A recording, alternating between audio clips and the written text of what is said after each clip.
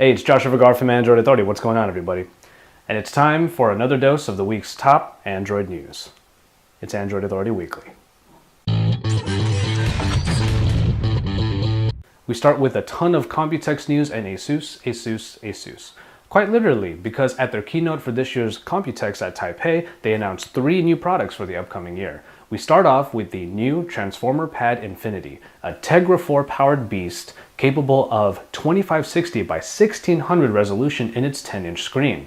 You'll be able to extend that resolution even further through the ability to output a 4K signal through the HDMI port on the device. 4K? That's like way more than 1080p. The second device announced by ASUS is a Transformer with a little bit of an identity crisis.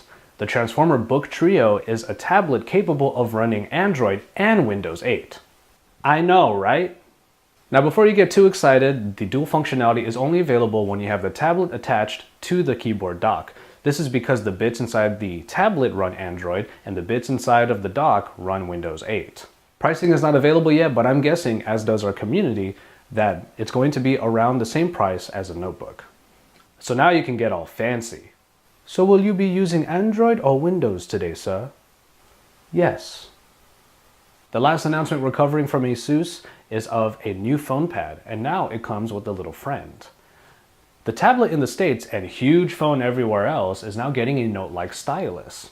So now what you're getting is a Intel Atom dual-core processor, an 8-megapixel camera, front-facing speakers, and then of course that included stylus. More Computex news comes out of Intel's camp with their new Merrifield processor.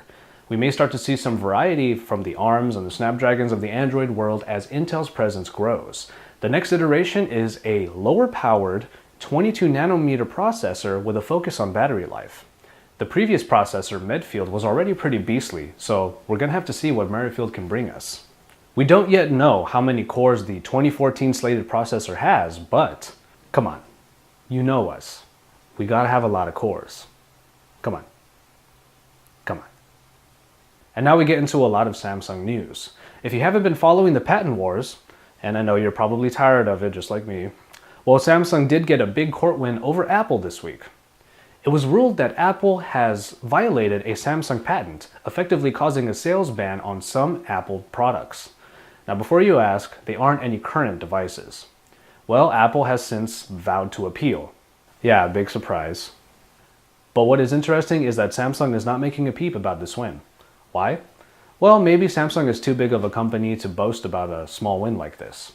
True to form, a debate sparked out in our comments, and you're welcome to join in on the conversation here on this video or at the written article at androidauthority.com. Let's get back to devices. Samsung stayed in the news this week with the announcement of a variation to the Galaxy S4. Following the trends of water resistance and dust proofing that we're seeing these days, the Galaxy S4 Active was announced, and it is a IP67 certified device that is dust proof and can be submerged in up to 1 meter of water for up to 30 minutes. Apparently it's supposed to handle anything from the most rugged mountain trails to the roughest rivers, which means it's perfect for kids. One of our commenters made the good point that though this is a ruggedized phone that we're seeing now, it's still a high-end device. Very fair point. It's not something that we see every day. Rest assured that we're going to get our hands on it the moment it gets out in the States, which is going to be sometime this summer, and we're going to test it out thoroughly. Yeah, man, we're going to dunk it in water, we're probably going to drop it, and then for the dust proofing, we're going to gather a bunch of dust, and then, oh, that's disgusting. Speaking of the original Galaxy S4, it may not all be sunshine and rainbows like some people predicted. Samsung's flagship device may not achieve as high sales as was previously anticipated, as some analysts report. What resulted was a massive sell-off by some investors. Now, we know that analysts can sometimes get things wrong, but what we do know is that Samsung pulled back on their 30 million unit projection for Q3 and said, maybe 20. What we also know is that Samsung sales in the States still remain very high and are remaining pretty steady. So the reports are somewhat conflicting. Have you gotten your S4 yet? Do you plan to? Let us know in the comments below. Okay, let's move on to something a little more cheery, like the NSA peeping in on your phone records. In a court order uncovered this week, it was found that the NSA wants every call every day of Verizon's telephony records, all of them. No discrimination, no specifics, just all of them. Of course, customers of the phone carrier in the US are naturally freaking out. Rest assured that they are not listening in on the calls, they just want to know who called who and when. Yeah, that's better. Also, the data is just about the call, so no personal information is going to be revealed. Okay. As to why only Verizon and nobody else, well, perhaps it has to do with the carrier's reach and their scope.